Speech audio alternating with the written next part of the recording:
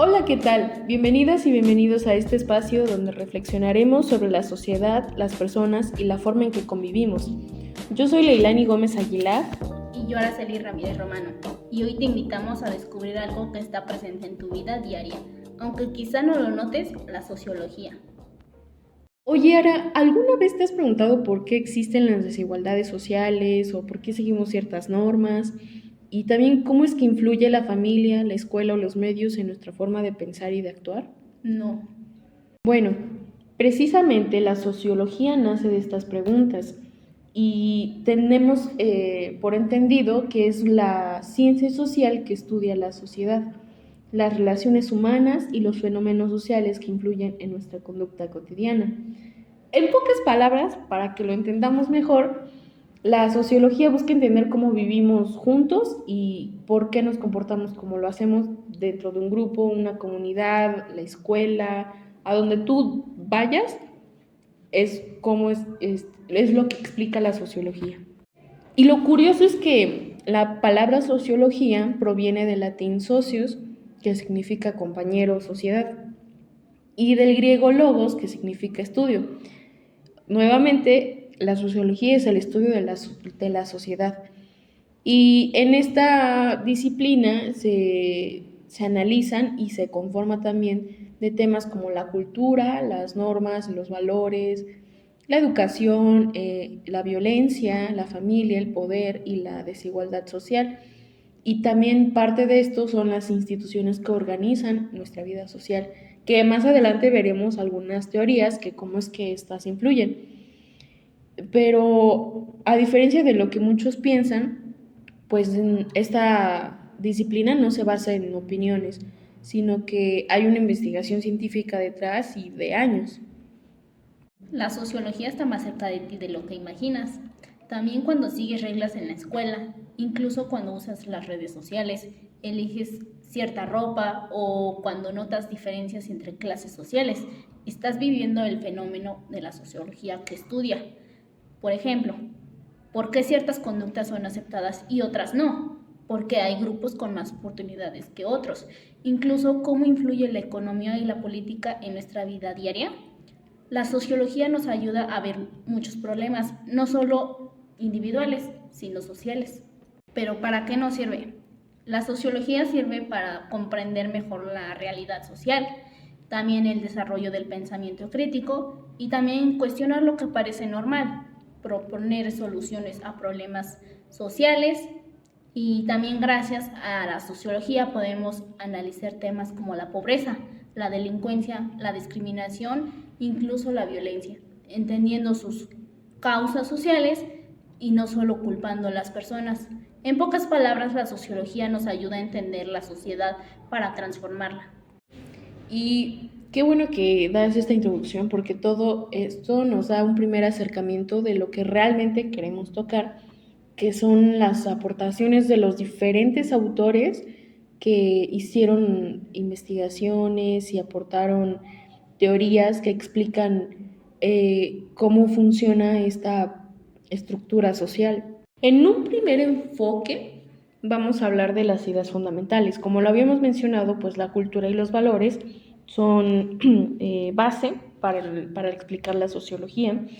Y también tenemos como el principal autor a Karl Marx, que él propone el marxismo, que su objeto de estudio fue la sociedad y pues su finalidad fue conocer los fenómenos que se producen en ella.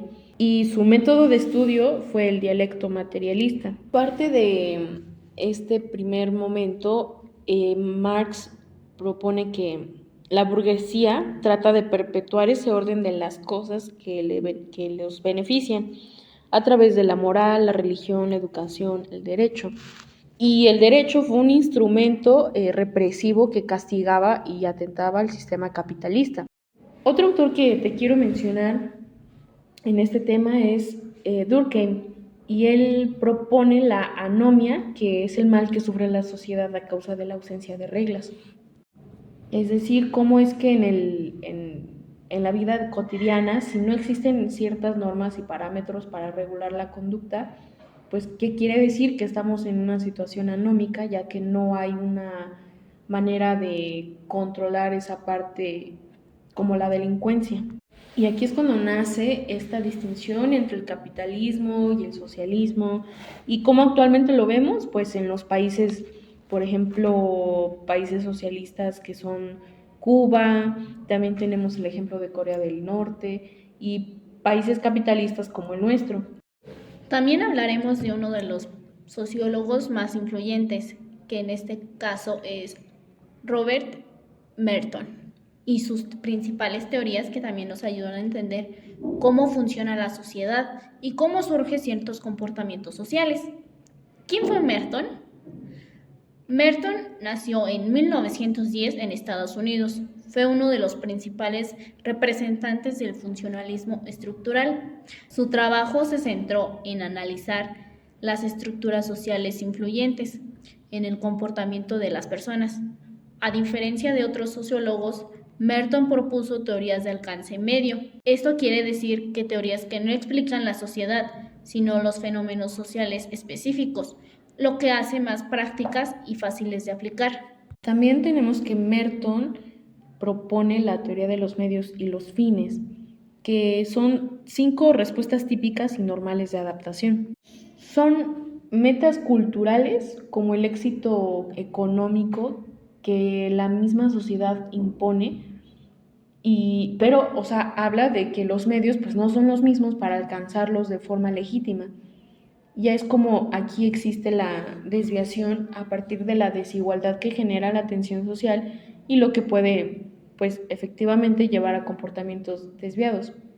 Estos 5 eh, formas de adaptación individual son la conformidad, que esta se basa como en aceptar metas y medios. No te opones en sí a alguna meta ni a algún medio.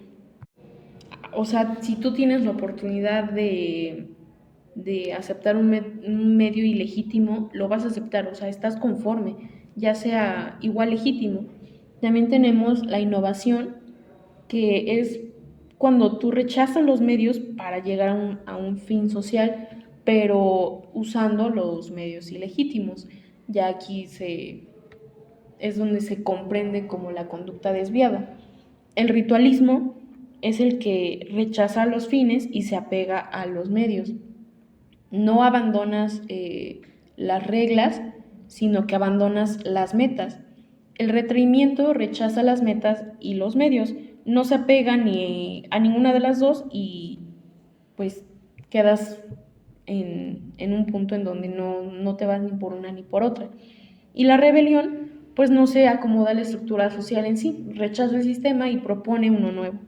Otro aporte importante de Merton es el concepto de grupos de referencia, que son aquellos grupos que influyen en nuestra forma de pensar y de actuar, aunque no pertenezcamos a ellos. Además, también desarrolló roles sociales donde explica una misma persona puede tener varios roles, lo que a veces genera conflictos, como cuando las responsabilidades familiares interfieren con las laborales. Y bueno, Robert Merton ayudó a comprender que los problemas sociales no surgen al azar, sino como resultado de la estructura social y sus desigualdades. Y pues hasta ahora siguen siendo teorías fundamentales para analizar temas como la desviación, el crimen, la educación y pues el funcionamiento de las instituciones sociales. También tenemos otro autor, Erving Goffman, que también fue sociólogo y ayudó a un tema muy interesante, que es la vida social como una obra de teatro. Él plantea la teoría dramatúrgica. Según él, cuando las personas estamos como actuando y o sea, existe el performance y la parte de manejar las impresiones. Él lo divide o lo hablaba de esta forma, que no porque seamos falsos, sino porque queremos dar buena impresión. Y decía que existía como el escenario frontal cuando estábamos en público. Un ejemplo, cuando tú estás en clase, en una entrevista o en una cita y pues tienes una cara, actúas de cierta forma. Tu performance se refiere a la actividad individual que hace frente a otros, en la cual se mantiene pues cierto grado de influencia sobre ellos y en esta decía que se distinguían tres regiones, la fachada y la región posterior y tras el escenario, o sea, como tras bambalinas. Y pues ahí es cuando nadie nos ve, o sea, en casa, como con amigos cercanos, cuando somos nosotros mismos, cuando tú estás en tu cuarto y estás tú solita, estás pues en tras bambalinas, no estás actuando para nadie, no estás queriendo impresionar a lo mejor a una persona, a un grupo de amigos, ni nada, o sea, tú estás sola siendo tú misma. También entra la gestión de impresiones, que aquí es como otro concepto clave. La gestión de impresiones básicamente es cómo controlamos a lo que los demás piensan. Por ejemplo, subes solo tus mejores fotos a redes, actúas más serio con un profe, eres más relajado con tus amigos. Todo es gestión de impresiones y así todo lo hacemos. Incluso también está el estigma e identidad social. Goffman también habló de el estigma, que ocurre cuando una persona es juzgada o rechazada por algo que la sociedad considera diferente. También puede ser apariencia, enfermedad, forma de hablar, origen social o cualquier característica. El problema no es la persona, sino cómo la sociedad la etiqueta y excluye. Esto afecta a la identidad social y la forma en que alguien se ve a sí mismo. Y pues concluyendo con Goffman, él enseña que la vida cotidiana está llena de pequeñas actuaciones, reglas invisibles y roles sociales, como una obra de teatro o una película. Así que la próxima vez que te comportes distinta, pues piensa que a lo mejor estás actuando para alguien y, y que solamente estás en un escenario y pues estás interpretando un papel. Pasaremos a un tema muy interesante. Ahora yo te quería preguntar, ya que vamos a pasar a un nuevo tema, si tú conoces la teoría del rol, del control social o del etiquetamiento, o sea, ¿te das alguna idea de estas o me podrías explicar, no sé, la teoría del etiquetamiento? Claro, Ley. La teoría del etiquetamiento surge como dentro del interaccionismo simbólico. Está asociada principalmente a autores como Howard Becker, Edwin Lemert y Erving Goffman.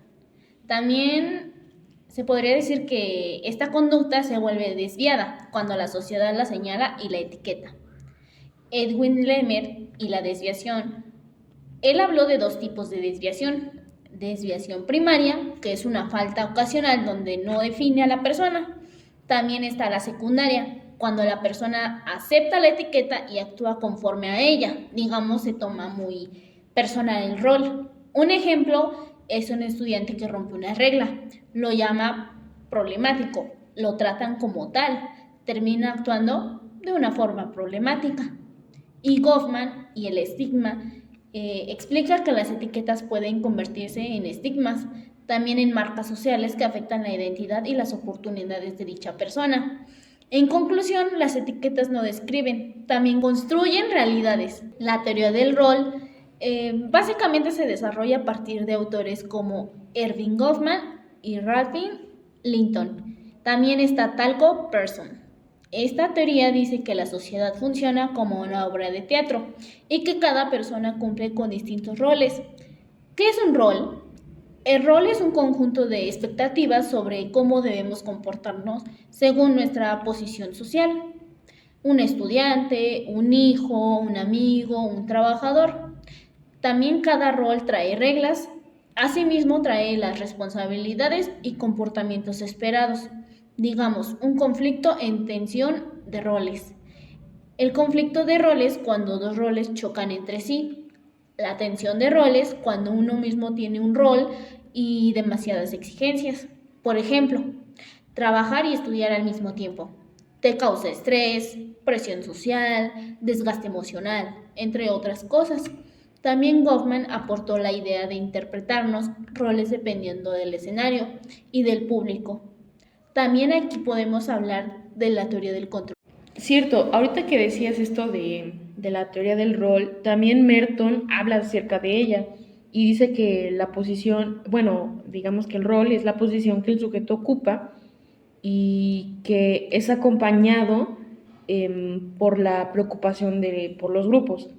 como en términos colectivos de identificación y pertenencia. Asimismo, también entra la teoría del control social. La teoría del control social está asociada principalmente al sociólogo Travis Hirsch. También esta teoría implementa, dice que nos mantiene en línea, son nuestros lazos con la sociedad. Los 4 elementos del control social es el apego, que son los vínculos con la familia, amigos y figuras importantes. También está el compromiso, donde hay metas como estudiar o trabajar. Ahí mismo o dentro de este rol entra la participación, ocupar el tiempo en actividades convencionales como el estudio o hacer otra actividad que te mantenga ocupado. También entran las creencias, donde hay respeto por las normas y los valores sociales. Cuando estos lazos se habilitan, aumenta la probabilidad de conductas desviadas. Ojo, también esta teoría no dice que sea malo, sino que está menos conectado con el sistema social. Pues creo entender, ahora que me lo explicas, la teoría del etiquetamiento. Y pues por lo que me explicaste, es cuando nos muestra cómo la sociedad puede empujar a la desviación a partir de una etiqueta que le ponemos a una persona cuando le decimos, pues tú eres esto, y cada persona o cada grupo social lo va a clasificar así. Y pues obviamente si, como decías del ejemplo del joven problemático, si le están diciendo problemático, pues lo empuja a hacer así. Y también creo que en la teoría del rol, pues tú nos decías que actuamos según las expectativas sociales, perdón. Y pues que la teoría del control nos ayuda a entender por qué seguimos las reglas. Y supongo que también pues aquí entran como el arraigo social y que todo, o sea, en este aspecto, pues que todo individuo es un infractor potencial y como que solo el miedo al daño irreparable puede ocasionar el delito en las relaciones interpersonales e institucionales. También pues dentro de la teoría del rol, aportando a lo que tú me explicaste, está la teoría de contención de Recklers y pues también, o sea, produce una serie de estímulos, de presiones que impelen al individuo a hacer la conducta desviada. Pero al parecer, pues estos mecanismos internos o externos, cuando fallan por debilidad o inexistencia, pues se produce el comportamiento criminal. Y de hecho existen más, o sea, más teorías que componen la teoría del control, que puede ser la teoría de la conformidad diferencial, de Brior y Piliavin, la teoría de anticipación diferencial de Glasser, y la teoría de control interno de Reis. Quiero retomar algo, que aunque son teorías muy diferentes y distintas entre sí, pues la sociedad influye más de lo que creemos en nuestras decisiones. O sea, digamos que en todas estas incluye el hecho de que la sociedad esté partícipe, ya sea como institución o como simple grupo social. Ahora, casi estamos por terminar pues este tema, pero quiero aportar algo sobre Albert Cohen y las teorías de las subculturas. Él propuso esta teoría y pues es una explicación clave para entender la delincuencia juvenil. Pero pues tenemos entendido que son las reacciones de distintos grupos a problemas de injusticia social basados en el conflicto de clases sufridos colectivamente. Son ámbitos de vida social característicos y paralelos al sistema cultural de la sociedad en general. Y pues este sociólogo que fue influenciado por Merton enfocó en entender por qué algunos jóvenes, especialmente de clases trabajadoras, desarrollan sus conductas desviadas. Y pues Milton Gordon dijo que también es una subdivisión de la cultura nacional que resulta en la combinación de factores o situaciones sociales, tales como la clase social y la procedencia étnica, la residencia regional y también incluso la afiliación religiosa. Es decir, que es una unidad funcional que repercute integralmente en el individuo. Y para Albert, pues es como el conjunto de personas con similares problemas de adaptación que todos interactúan buscando una salida a una situación. y que pues dicho proceso culmina en la generación de un estilo de vida colectivo y este puede ser tanto legítimo como ilegítimo. Él lo dividió en modos de adaptación ante la frustración de estatus. Primero tenemos como el college boy, que es el joven que se dedica a estudiar, logra lo que se propone, triunfa, a base de la concreción de valores de clase media, pero al costo de rechazar su propia clase. El corner boy es el quien renuncia a los objetivos de la clase media y opta por seguir adheriendo al estilo de vida de la clase baja. Posteriormente llega a ocupar pues, un estatus adulto en grupos de ese estrato social, pero lo cual se gana la estima de sus congéneres. Y el delinquent boy es quien se declara en rebeldía contra la cultura de clase media dominante en su sociedad y de la cual se siente víctima, pues ya que se le percibe como la fuente de la profunda frustración. Asimismo, el origen del problema. También Cohen decía que la sociedad impone valores de la clase media, como el éxito académico, la buena conducta, la competencia individual, incluso la disciplina. El problema es que no todos tienen las mismas herramientas para cumplir esas expectativas. Cuando los jóvenes no logran ese éxito, aparece Cohen, lo que llamó frustración de estatus.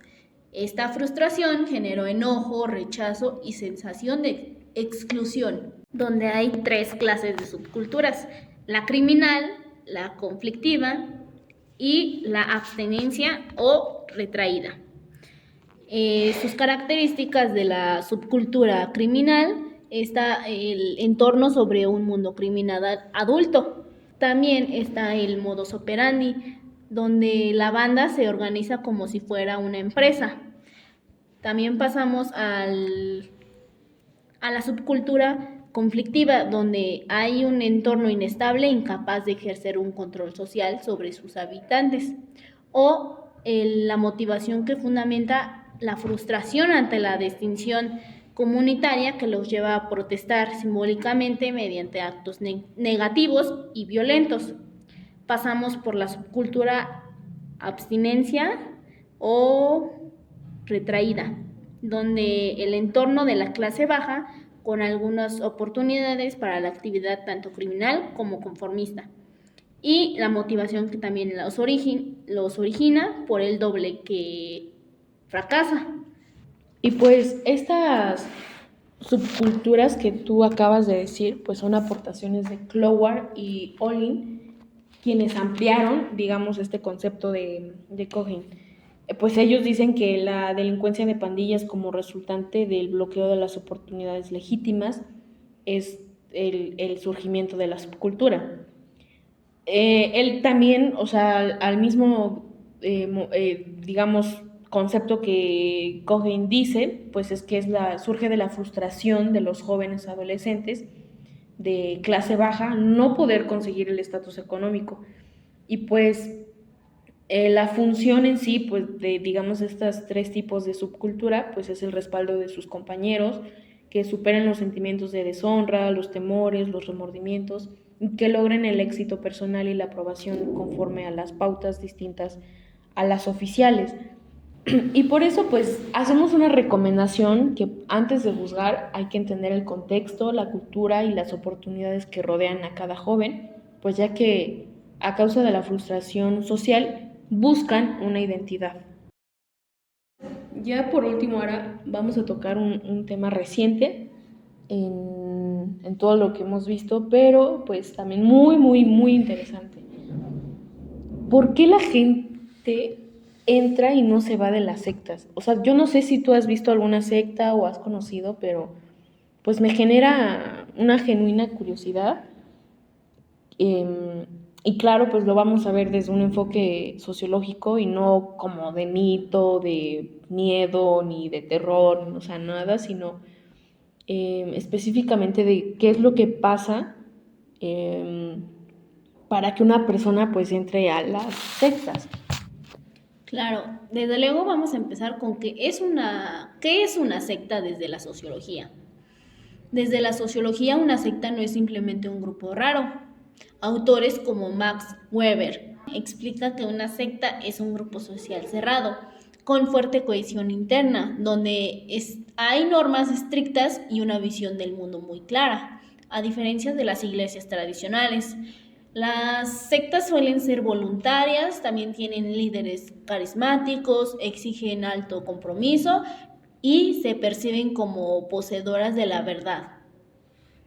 Mira, fíjate que ahora que lo dices sobre lo del líder carismático, pues real, o sea, Weber hablaba del liderazgo carismático, que esto no se basa solamente en una autoridad que propone leyes ni tradición, sino que en sí es más la personalidad del líder, porque he conocido que en muchas sectas el líder es visto como elegido, como iluminado o especial, pues a este no se le cuestiona y él es el que controla las decisiones personales, creencias y conductas de los que le siguen. Obvio, sociológicamente el problema pues no es el líder, sino es la relación de poder que se crea a partir de que la gente empieza como a tenerlo en una posición más allá de lo que realmente es. Pero ¿por qué entran? Supuestamente la sociología nos dice que probablemente en ese momento estabas en una crisis personal, en soledad, en duelo, en falta de identidad, búsqueda de sentido. ¿Y qué pasa? Que pues las sectas te ofrecen el sentido de pertenencia, respuestas claras, apoyo emocional, identidad colectiva, como que te plantean todo muy hermoso y pues obvio, si tú que a lo mejor estás necesitando no solo el apoyo económico, sino también el emocional, de que no, pues sigue adelante, mira, te invitamos a esto. Tú en un mes vas a estar, o sea, súper bien, vas a estar emocionalmente en tu prime, como lo dicen actualmente, cuando realmente no, o sea, te ofrecen esa máscara de que todo es muy lindo. Claro, como lo mencionas, te pintan un mundo maravilloso. Y aquí es donde entra también el control social y el aislamiento, donde los elementos más estudiados es el control social, que se ejerce en varias formas. Lo podemos ver o entender de forma del aislamiento del exterior, donde también hay ruptura con la familia y los amigos y hay un control de tu información, donde también se practican castigos simbólicos y la vigilancia constante. El autor Evin Wolfman hablaría de aquí las instituciones totales, donde la vida del individuo es completamente controlada por el grupo. También forma parte el etiquetamiento y la estigmatización, donde entra en juego. Una vez dentro de la identidad del individuo, cambia nosotros versus ellos. El exterior es peligroso, salir se ve como traición.